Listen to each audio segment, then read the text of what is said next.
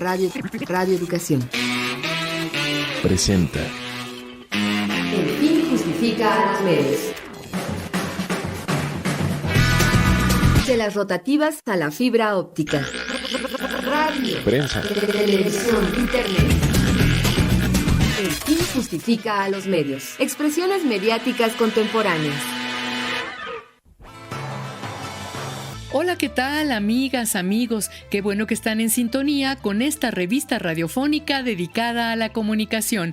Les saluda Graciela Ramírez y les da la bienvenida a este programa. Estoy con José Ángel Domínguez a la distancia. José Ángel, ¿cómo estás? Encantado de saludarte, mi querida Graciela, y muy contento porque el 13 de febrero se celebró el Día Mundial de la Radio, un día declarado por la UNESCO desde el año 2012. Y por ese motivo hemos escuchado en estos días una variedad de programas sobre la radio. Por supuesto, nosotros en El Fin Justifica a los Medios también hablaremos de este medio maravilloso de comunicación, un medio que nos apasiona y que este año cumple 100 años de haberse iniciado en nuestro país. Pero queremos hablar en particular de la radio como medio de información, que es la función más importante que tiene porque forma opinión pública y proporciona a las audiencias elementos para darle un sentido a la realidad. Haremos un recorrido por los principales programas de noticias que ha habido en la radio mexicana. ¿Cuáles recuerda usted? Acompáñenos en la charla que tendremos con Fernando Mejía Barquera, académico, periodista y gran conocedor de la radio. Previamente les ofreceremos nuestro resumen con las noticias de comunicación más importantes de la semana en nuestra sección Notimedios. Así que los invitamos a que se queden y participen aquí con nosotros en El Fin Justifica a los Medios. Saludamos a todas las personas que nos escuchan a través de nuestras frecuencias, el 1060 de amplitud modulada, el 96.5 en frecuencia modulada aquí en la Ciudad de México, en Mérida el 107.9 en FM y el 104.3 también en FM en Hermosillo, Sonora. Nos escuchamos vía internet en radioeducacion.edu.mx y saludamos también con mucho cariño a quienes nos escuchan a través de nuestras emisoras hermanas. Son Radio Universidad Autónoma del Estado de Morelos, Radio Universidad Autónoma de Baja California, Instituto Latinoamericano de la Comunicación Educativa en la Ciudad de México, Iguala Radio en Guerrero, El Escarabajo Radio en Jalisco, Radio Paraíso en Los Reyes, Michoacán, Radio Universidad Juárez Autónoma de Tabasco y Radio Universidad Autónoma de Occidente en Los Mochis, Sinaloa. Saludamos también con mucho cariño a quienes escuchan el podcast que subimos a nuestras redes sociales y por supuesto a la página de Radio Educación. Los invitamos a participar. En Twitter estamos como @Radio El Fin y en Facebook como El Fin Justifica a los Medios. Y antes de entrar a nuestra entrevista sobre la radio mexicana, les vamos a presentar Notimedios con nuestra compañera Ángeles Medina. Notimedios.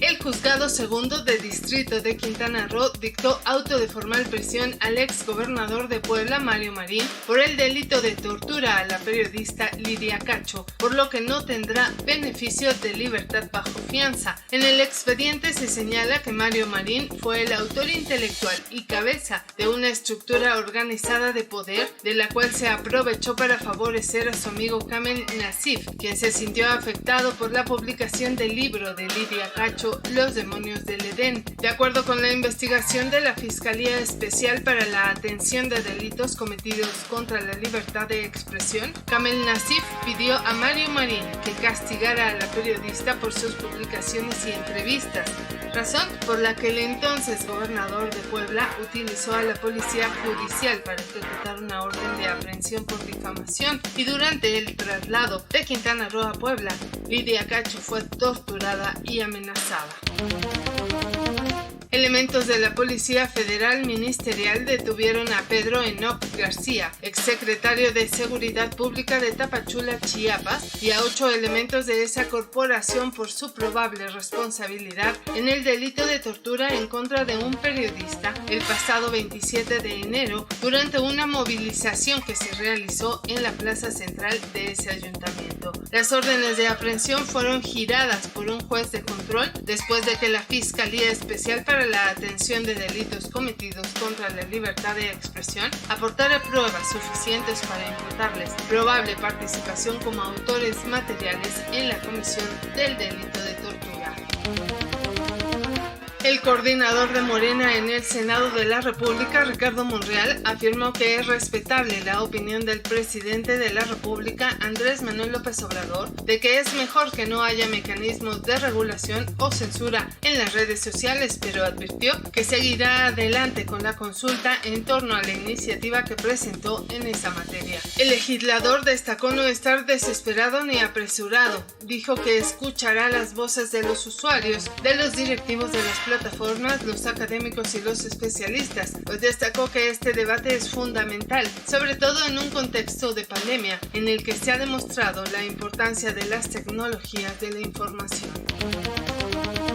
La Red en Defensa de los Derechos Digitales advirtió que la propuesta del senador Ricardo Monreal para regular la actividad de redes sociales es preocupante no solo porque define a estas plataformas con mucha vaguedad, sino porque impone trabas burocráticas innecesarias y abre la puerta a la censura con la excusa de la protección a los datos personales. La organización destaca que la ambigüedad de la iniciativa puede terminar incluyendo como redes sociales a portales de noticias con más de 1 millón de usuarios. Asimismo, señala que la iniciativa busca eliminar la difusión de mensajes de odio y noticias falsas, lo cual podría amenazar la libertad de expresión de los cibernautas al prohibirles buscar o escribir sobre determinados temas o personas con la excusa de la protección a los datos personales.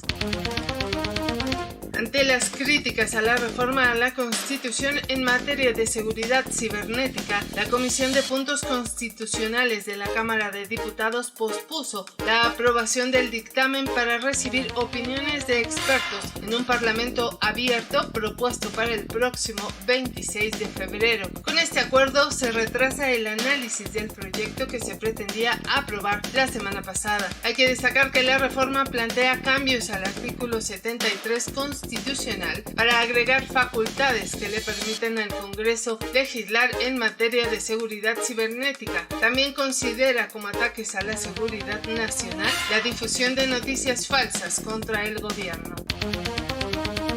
En noticias internacionales, la administración del presidente estadounidense Joe Biden apeló el fallo de un juez británico que negó la extradición del fundador de Wikileaks, Julian Assange. Esta apelación deja clara la intención de Washington de juzgar a Assange por cargos relacionados con espionaje y piratería por la publicación en Wikileaks de cientos de miles de documentos militares y diplomáticos estadounidenses. Cabe destacar que el fallo de la jueza Vanessa Baraitser, que negaba la extradición, señalaba que Assange sufre problemas de salud mental que aumentarían el riesgo de suicidio si fuera extraditado a Estados Unidos para ser juzgado. Hasta aquí las noticias de comunicación más importantes de la semana. Le invitamos a que visite nuestro blog elfinjustifica.wix.com/notimedios.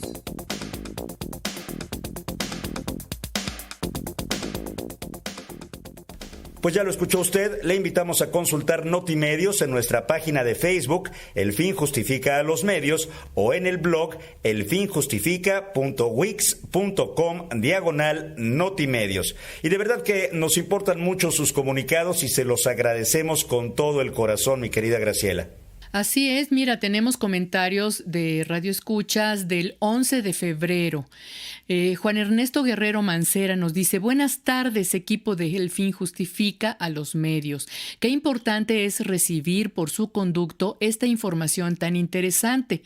Para evitar la infodemia, es importante que Radio Educación transmita y nos comunique claramente no de palabras, sino que todo su equipo electrónico se encuentre en óptimas condiciones condiciones para que lleguen las señales limpias a nuestro México y al mundo.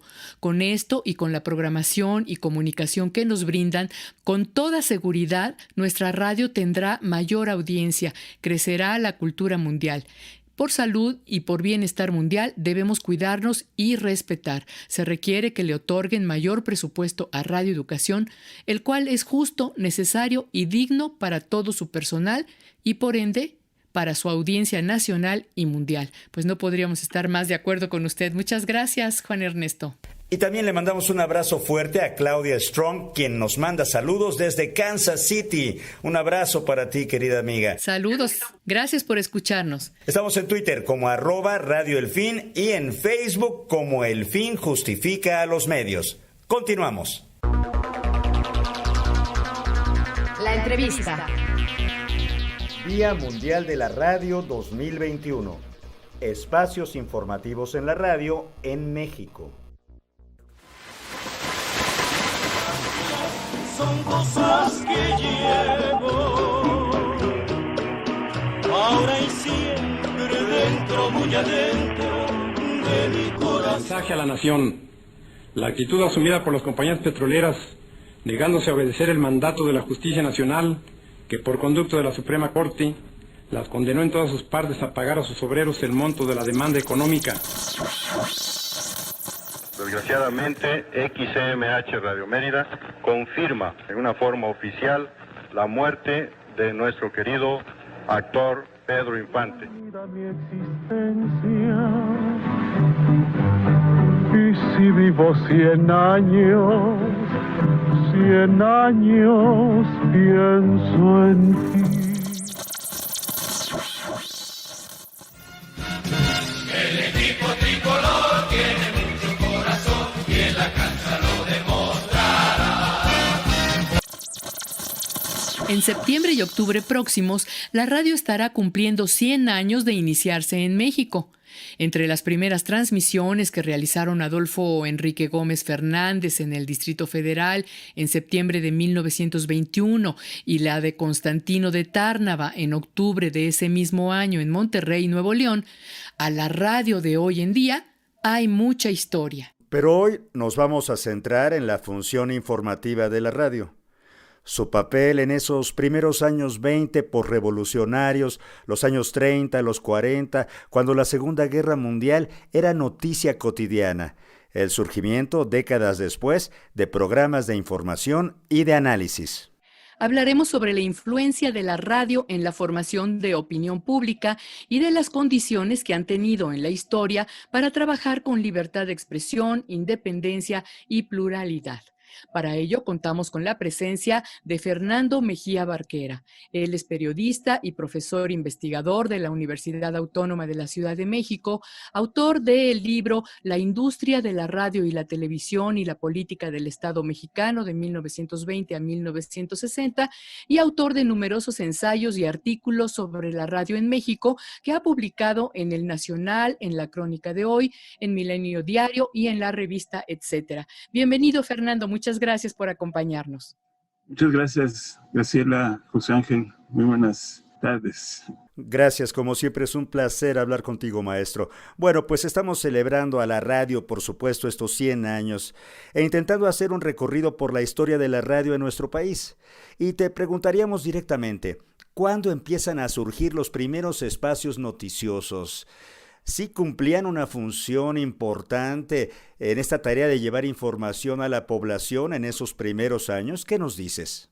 Bueno, la información ha estado ligada a la radio desde el inicio de esta. Hablo en particular de la radio mexicana, pero también en la de todo el mundo. Y efectivamente, desde los años 20, cuando empieza la primera década de la radio en México, ya hay emisoras que se ocupan de la información. Hay 3 tipos de emisoras en este ámbito. Hay una estación que es la CYL o la CYL de Raúl Azcárraga, que se funda en 1923 y que hace una alianza con el Universal. Se llamaba el Universal, la Casa del Radio. La CIL era la Casa del Radio, y transmitía noticiarios con información del Universal. El Universal, en el 8 de mayo, concretamente de 1923, publicó una nota en donde dice que se hace esta alianza porque, dice, nuestro periódico quiere equipararse con los grandes periódicos norteamericanos, como el Kansas City Star-Telegram y el San Antonio Express. Dice que están conectados en forma exclusiva con estaciones de radio, es decir, ya había esta idea de sinergia, ¿no? Como de hacer coincidir la fuerza de diferentes medios de comunicación. También hubo una estación, la CYX, que fue propiedad del periódico Excelsior, y hay un asunto interesante que es la estación que primero fue CYS, después XEN, que fue fundada por la empresa General Electric, pero en 1925 la compró Félix Fulgencio Palavicini, quien fue uno de los diputados al Congreso Constituyente de 1917. Él mismo era periodista, estuvo en el Universal también, y le puso como nombre Radio Mundial y transmitía noticias prácticamente todo el día o todo su horario de transmisión. Entonces, desde los años 20 vemos que hay un vínculo entre la información, o más bien hay un vínculo entre la información y la radio, ¿no? Aquí hay que hacer un comentario en el sentido de que la información transmitida por la radio, por supuesto, siempre ha estado vinculada a la legislación en turno.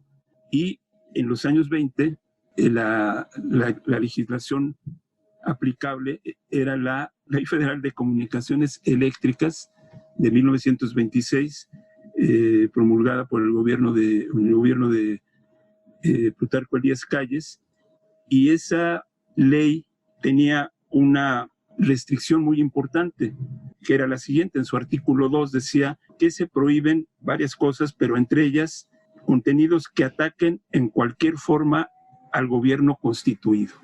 Y ese, por supuesto, era ya una limitante para la libertad de expresión muy importante. Si bien no se puede negar este vínculo desde sus orígenes entre la radio y la información, también es cierto que existe un vínculo entre la información y sectores interesados en influir, en dar sus versiones.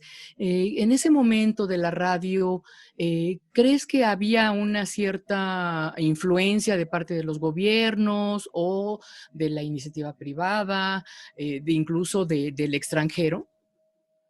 Bueno, de los gobiernos sin duda, ¿no? Yo creo que en la radio de los años 20 todavía los concesionarios pues estaban en una época predominaban entre ellos el tipo de concesionario joven, profesionista, que más bien experimentaba con la radio. Por supuesto, ya había empresarios como Raúl Azcárraga, por supuesto, o la fábrica de cigarrillos El Buen Tono, que sí querían, sobre todo desarrollar la radio como negocio. Y desde esa época se estableció un vínculo muy peculiar que caracteriza seguramente a la radio mexicana en la parte política, que es esta suerte de intercambio de favores. Es decir, yo no me voy a meter tanto con el gobierno, y el gobierno, por su parte, tenía la actitud de tener un buen tratamiento político hacia mí. Yo les voy a permitir el desarrollo económico, es decir, la emisión de una legislación muy favorable que permite este desarrollo económico. Y esta situación se da, yo creo que desde los años 20 hasta la década de los 60, hasta la década de 1960.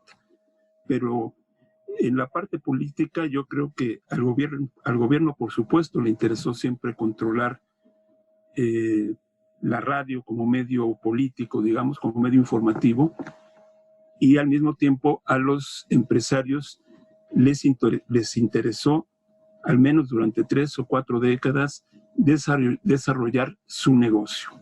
Sin embargo, Fernando, en esos años 20 y después los posteriores, la década de los 30, la radio mexicana como que se conoce más por esta cuestión de grandes músicos como Agustín Lara, que hicieron época, las radionovelas, por ejemplo, que también empezaron, los locutores del Buen Decir y muchos más, y poco sabemos de la información. Creo que la información empieza a ser más notoria tal vez en los años de la Segunda Guerra Mundial. ¿Cómo lo ves tú?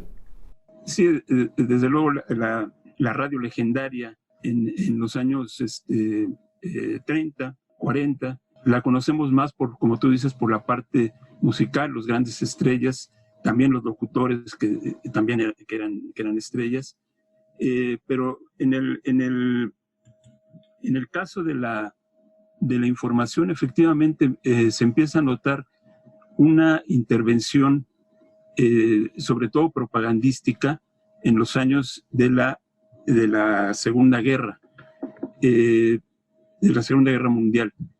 Debo decir que esta restricción de la que hablé en 1926 se repitió en la legislación siguiente, es decir, en la Ley de Vías Generales de Comunicación también aparecía, hubo una en 39, otra en 42, aparecía esta restricción de no atacar de ninguna manera al gobierno constituido. Sin embargo, hay otra característica de los noticiarios de la radio. Es posible establecer la hipótesis de que a los concesionarios no les interesaba tanto exponer un punto de vista político de ellos como actores políticos, sino que ellos cedían prácticamente la parte editorial a los periódicos. Prácticamente todos los noticieros de que tenemos información al respecto, es decir, las estaciones de radio no tenían un departamento de noticias propio. Los noticiarios en realidad eran recortes de periódicos. Es decir, Jacobo Zabludovsky alguna vez en una entrevista contó la anécdota de que él era un joven estudiante de Derecho y obtuvo un puesto en XX, la XX de Alonso Sordo Noriega, a finales de los años 40, y según Zabludovsky, él llegaba con mucho entusiasmo y él tenía a su cargo redactar el noticiero, y entonces él recortaba las noticias que a él le parecían importantes y después, a partir de ellas, se hacía el noticiario. Entonces no había todavía el interés político de los concesionarios por participar activamente en esa parte de la información, o en esa parte de la transmisión radiofónica, que es la información ya con un punto de vista editorial. Hacia finales de los años 50, y concretamente en 1960, se aprueba la Ley Federal de Radio y Televisión. Y en esa ley, en su artículo 58, me parece, ya se establece explícitamente el derecho a la libertad de expresión. Dice el artículo: el derecho de expresión y de recepción mediante la radio y la televisión es libre y consecuentemente no será objeto de ninguna inquisición judicial o administrativa, ni de limitación alguna, ni censura previa, y se ejercerá en los términos de la Constitución y de las leyes. Esta redacción fue propuesta por los concesionarios, a quienes sí ya en esa época les empezaba a preocupar y les empezaba a interesar tener un punto de vista o expresar un punto de vista editorial a través de los noticiarios. Es la época, pues, del reinado de la televisión, en donde la radio fue quedando en segundo plano. De alguna manera, la información estaba relegada, como dices, a lo que se publicaba en los periódicos y había como cortes informativos cada hora con breves noticias, pero no era una época en que hubiera programas informativos, noticiosos o revistas de análisis e información como surgieron posteriormente, ¿no? Eso correspondería, sí, efectivamente a los años 20, 30, 40, pero ya en los 60 empieza a haber ya noticieros pues con toda la barba, ¿no? Ya con las características similares a las que conocemos hoy, hablando de noticiarios, todavía no de revistas informativas.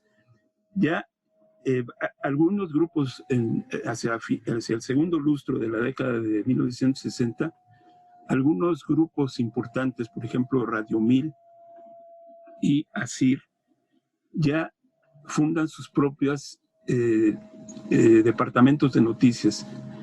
Y ahí aparece un personaje interesante en la historia de la radio noticiosa mexicana, que es Teodoro Rentería Arroyave, un periodista egresado de la escuela Septién García.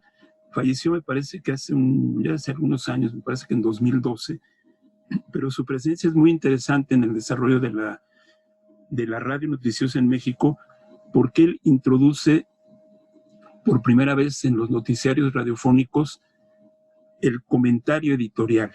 Yo recuerdo en esa época, bueno, a finales de los 60, cuando se escuchaban los noticiarios de la radio, de Radio 1000, del núcleo Radio 1000, aparecía la voz del locutor institucional y decía algo así como comentario editorial, un punto de vista del núcleo Radio 1000. Y aparecía Teodoro Rentería ofreciendo justamente el punto de vista editorial del noticiario. Podíamos entender que era de la empresa o aprobado por la empresa. Esto lo hacía después de la sucesión de notas informativas referentes a política o bien al final del noticiero.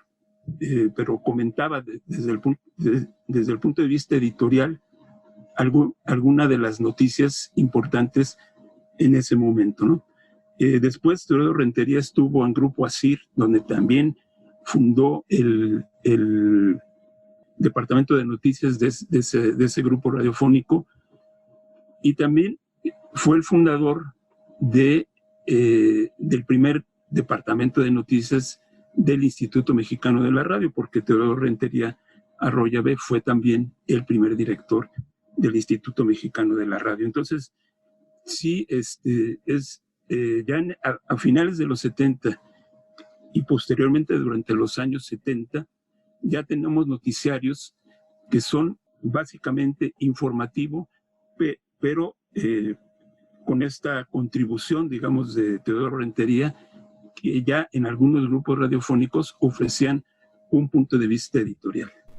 Entonces lo que dices, mi estimado Fernando, es que la radio a partir de los años 50 fue tomando cada vez más preponderancia en materia informativa, encontrando formatos, ensayando esas voces y esos comentarios que tanto importan y tanto juegan en que la gente entienda la información de una u otra manera. La opinión y la información muchas veces estaban entrelazadas tal vez, y así fue siguiendo, digamos, hasta los años 80. Yo diría que a finales de los 60, ¿no? No tanto en los 50, sino a finales de los 70. De los 60 y durante los 60. Todavía el tipo de noticiario que escuchábamos habitualmente los radioescuchas en la década de 1970 era básicamente informativo, es decir, a partir de nota informativa. Había este punto de vista editorial, pero no en todas las estaciones. Todavía no aparecía este fenómeno que tú comentas, José Ángel, que es la mezcla inclusive de información y opinión, es decir, editorializar la nota, como se dice en el ámbito periodístico, ¿no? Todavía había, digamos, un respeto a la información, y el punto de vista editorial aparecía en pocas emisoras. Yo creo que esta situación de mezclar información con opinión es clara hacia finales de los años 70, cuando el noticiario Monitor, que conducía José Gutiérrez Vivó, empieza a hacer este tipo de mezcla. Y aquí es interesante decir que Gutiérrez Vivó funda como productor el noticiario Monitor hacia 1973-74, pero él no lo conducía Mario Iván Martínez, un locutor que también hacía noticiarios, hacía una muy buena conducción, pero todavía eran noticiarios informativos. Y hacia 1977-78, si no recuerdo mal, Gutiérrez Vivó empieza a conducir el noticiario y le empieza a dar este matiz de que, por supuesto, había reporteros que nutrían con información la transmisión, pero Gutiérrez Vivó iba comentando. Y aquí aparece un fenómeno importante que da lugar a lo que podríamos llamar el estrella de la radio noticiosa, que generalmente es el conductor. Aparece un fenómeno que también se da en la prensa escrita o los medios escritos. Muchas veces el reportero, que es quien nutre de información, la nota, la información, es el elemento básico del periodismo. Sin embargo, es más lucidor aquel que da opinión. Entonces se da este fenómeno de que la figura visible es el conductor o la conductora de un espacio noticioso. Los reporteros, aunque se les da el crédito de participación, salen al aire, etcétera, muchas veces yo creo que si le preguntáramos a los radioescuchas y también a los lectores de medios impresos de quién se acuerdan más, si de los reporteros o de los conductores, pues seguramente será de estos últimos, de los conductores y de las conductoras.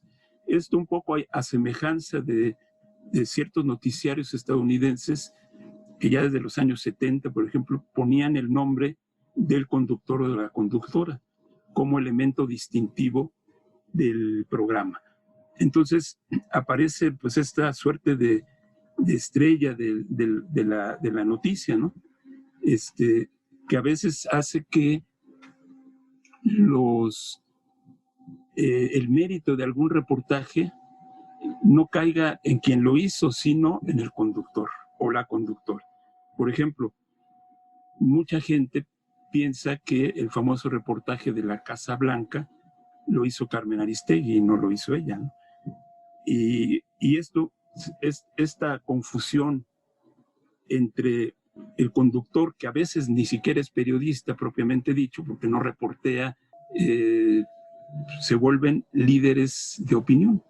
Y la gente, los radioescuchas, los tienen como los estrellas del espectáculo informativo, porque a veces también hay espectáculo en la información. Se vuelven una especie de estrellas de la información. Y bueno, sabemos que después de los sismos del 85 hubo un salto muy importante en cuanto a programas de análisis de información en la radio mexicana. Hubo una especie de resurgimiento. ¿Qué nos dices de esta época? Se da sobre todo inicialmente en la radio de AM, a donde se concentra los servicios informativos. Hubo una época en la radio mexicana de los años 80 y los primeros 2 años del siglo XXI, en donde prácticamente no encontrábamos noticiarios en la radio de frecuencia modulada. Y efectivamente el papel que jugó la radio tan importante durante los sismos le benefició enormemente, sobre todo en la credibilidad de los radioescuchas. Es decir, la radio se volvió un medio confiable en el sentido en que funcionó prácticamente como un coordinador durante este periodo, este momento de los sismos, o estas semanas o días posteriores a los sismos de 85. la radio ganó mucha credibilidad. Y justamente en ese segundo lustro de los años 80 es cuando se fortalece un tipo de radio o de radio noticiosa que ya no tiene al noticiario tradicional, es decir, a base de puras notas informativas y eventualmente un comentario editorial, sino que el formato fundamental de la radio es el de la revista informativa, es decir, un programa de larga duración, 3 o 4 horas, que incluye no nada más nota informativa, sino incluye también entrevistas, incluye reportajes y debates, ¿no? Mesas redondas con especialistas que luego ya se constituyen en colaboradores habituales, formales del medio. Y sin duda es Gutiérrez Vivó quien introduce a México este formato y que lo lleva probablemente a su punto culminante, ¿no? En los años 80 y durante los años 90. Fernando, ¿qué comparación harías entre el periodismo radiofónico que hacía Jacobo Zabludovsky y el que hacían José Gutiérrez Vivó y luego Carmen Aristegui? Bueno, Jacobo Zabludovsky inició, como decía antes, en un noticiario absolutamente tradicional, que era el de la XX, donde él hacía el recorte de las notas y redactaba luego el noticiario, el guión, que por cierto, en algunas épocas lo leía Pedro Ferriz Santa Cruz, Pedro Ferriz, el original, ¿no? Digamos, y ya después, digamos, el Jacobo Zabludovsky que se hizo famoso fue justamente en televisión, no tanto en radio inicialmente, porque debemos recordar que él hizo 24 horas, hizo también varios noticiarios de televisión, el noticiario Nescafé, muchísimos. Y después, cuando salió de Televisa, empezó a hacer un noticiario en Radio Centro, que era muy escuchado también, y donde curiosamente encontrábamos a un Jacobo Zabludovsky diferente al que había estado en Televisa, ya no con tanto control político. Él mismo parecía sentirse más relajado, más a gusto, pero con algunos matices inclusive de pluralidad en las entrevistas, en los comentarios, en fin. Y Gutiérrez Vivó, inicialmente, yo recuerdo allá por los años 80, se le consideraba un periodista de derecha, incluso hasta un periodista regañón. No sé si ustedes recuerdan aquellos golpes que daba en la mesa para, cuando hacía las críticas a funcionarios, pegaba en la mesa, ¿no? Y poco a poco, curiosamente, Gutiérrez Vivó fue abriéndose a otras posibilidades de puntos de vista, ¿no? Sobre todo en estas mesas de análisis que él hacía. Que aquí también creo, porque además recuerdo que él en alguna entrevista lo confesó, o lo admitió, digamos, ¿no?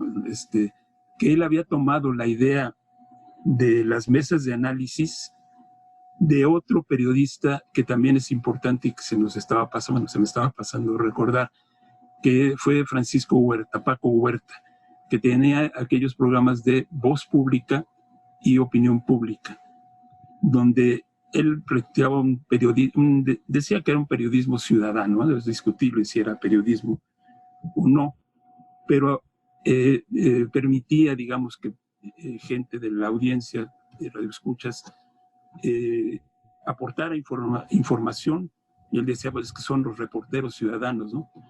Mucho antes de las redes sociales, etcétera. Y Paco Huerta hacía mesas redondas muy interesantes, invitando algo que no hacía ningún otro programa radiofónico periodístico. Invitaba a los partidos de oposición.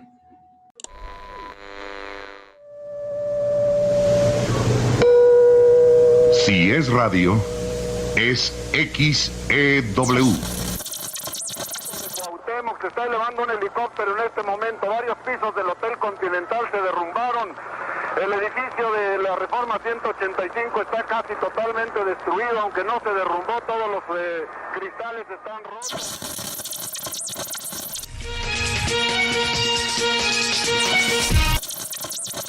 No es la primera vez que se habla de este tema de un presunto alcoholismo de Felipe Calderón.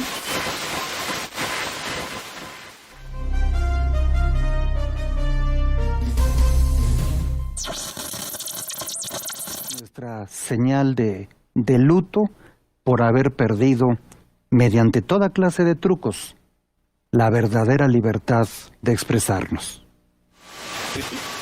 Conversamos con Fernando Mejía Barquera, periodista, profesor investigador de la Universidad Autónoma de la Ciudad de México, en torno a los 100 años de la radio en México, pero particularmente sobre la radio informativa y noticiosa. Y nos contabas un poco, Fernando, en torno a esta figura de Francisco de Paco Huerta, que en algún momento inclusive fue acogido por la radio pública en los micrófonos de Radio Educación. Así es, porque también es muy interesante ver cómo terminaron algunos de los noticiarios que en México se han considerado críticos, ¿no? Paco Huerta efectivamente salió de la estación donde él transmitía, que era EABC, se fue después a la XCQ y fue separado de ahí, y también estuvo en Radio Educación bastante tiempo, ¿no? No recuerdo cuántos años, pero también estuvo en Radio Educación, que efectivamente, como tú dices, pues acogió al periodista que lo habían quitado del aire, ¿no?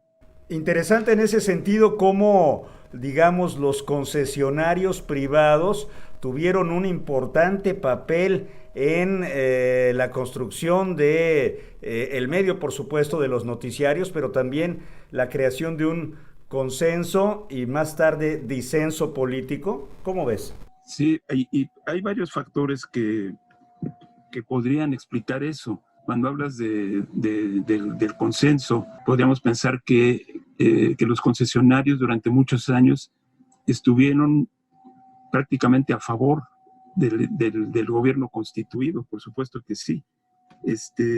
Incluso uno de los estrategas fundamentales de la industria de la radio y la televisión, que es a quien se le considera incluso el creador de la Ley Federal de Radio y Televisión, que estuvo vigente de 1960 hasta 2014, que fue José Luis Fernández Soto, dueño original de lo que ahora sería el Grupo Imagen, les dirigió a los concesionarios una frase que era la siguiente: decía, para que el Estado no se meta con ustedes no se metan en política. Es decir, vamos a hacer cada quien lo que nos corresponda desde ese punto de vista, es decir, nosotros apoyamos al Estado o al gobierno, al gobierno en turno, a cambio de que ese gobierno nos dé facilidades para el desarrollo económico de nuestra industria. Y también es interesante empezar a ver por qué después empieza algún disenso entre este acuerdo entre concesionarios y gobierno que duró más de medio siglo, y hay diferentes factores. Por un lado,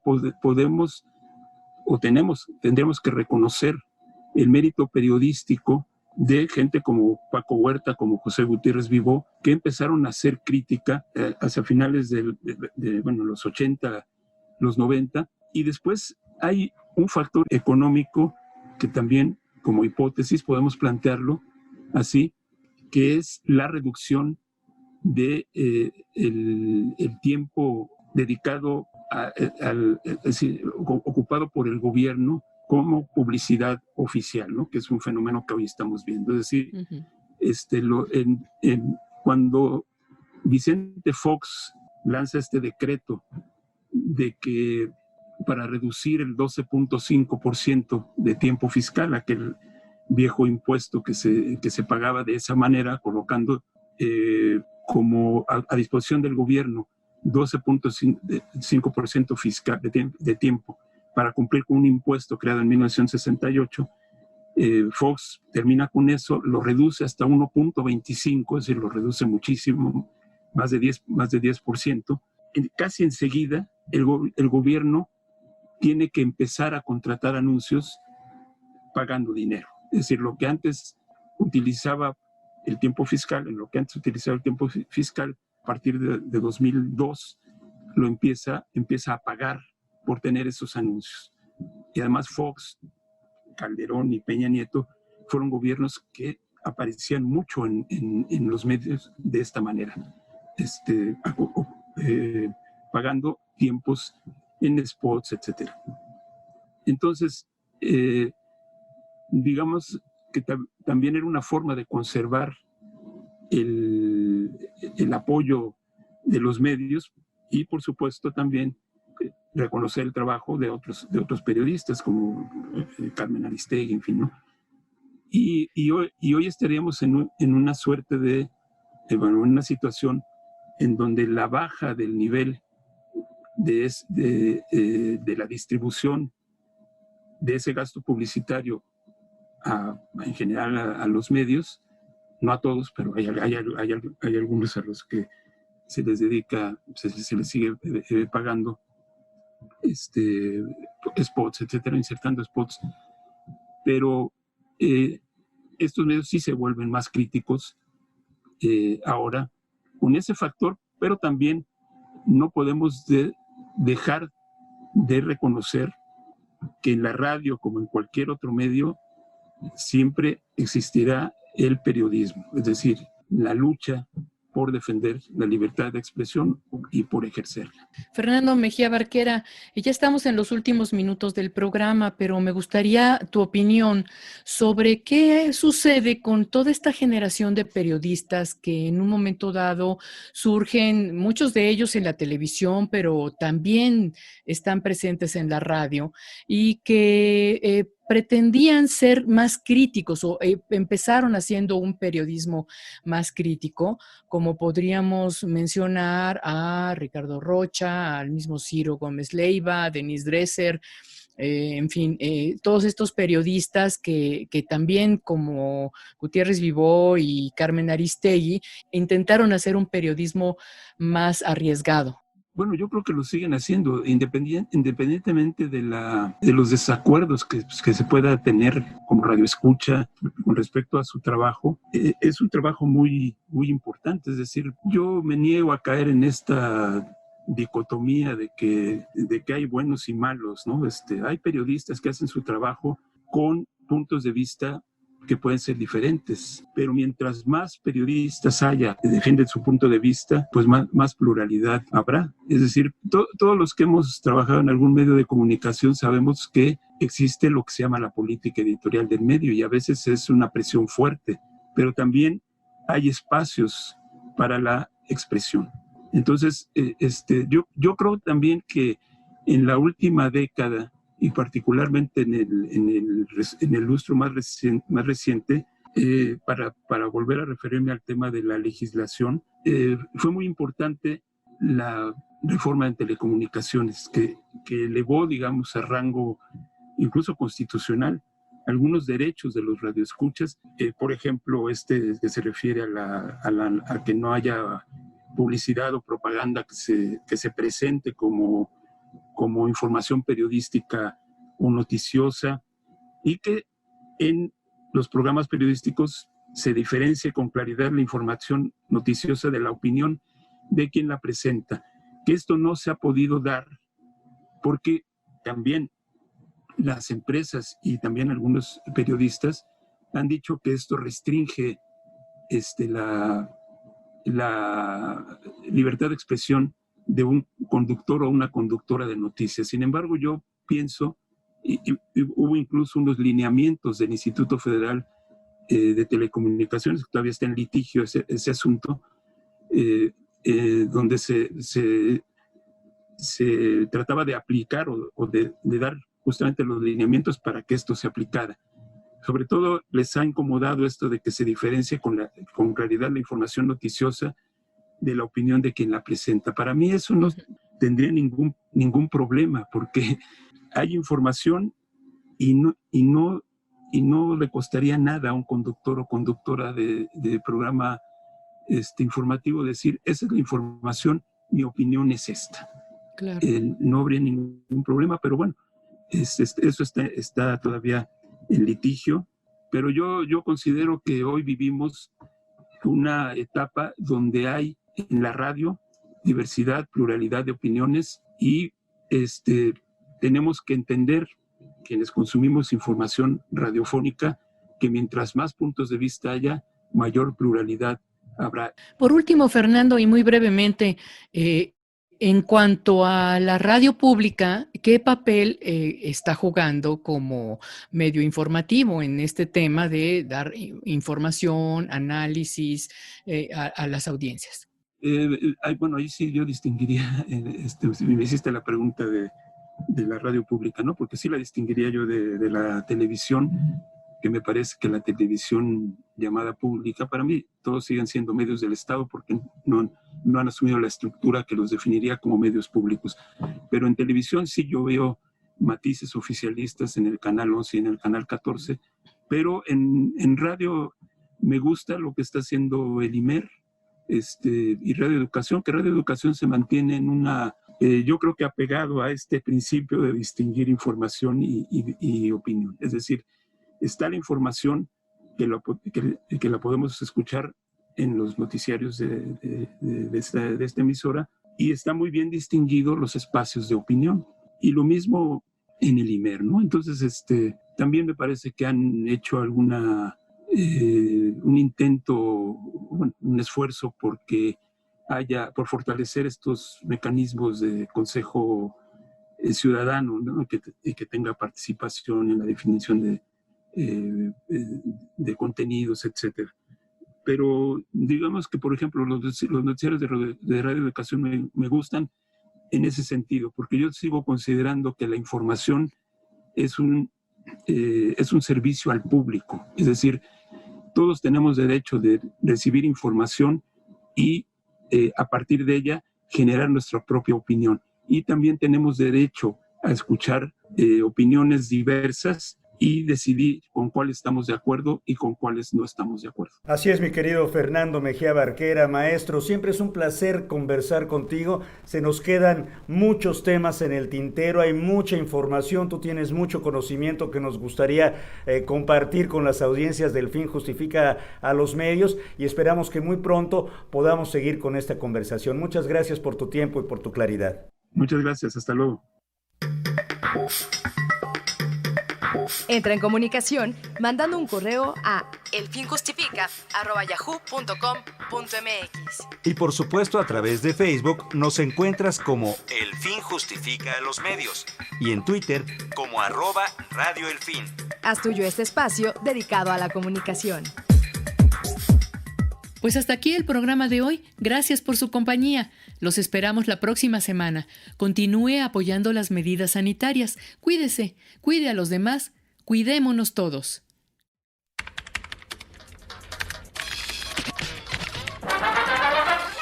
Radio Educación presentó El Fin Justifica a los Medios.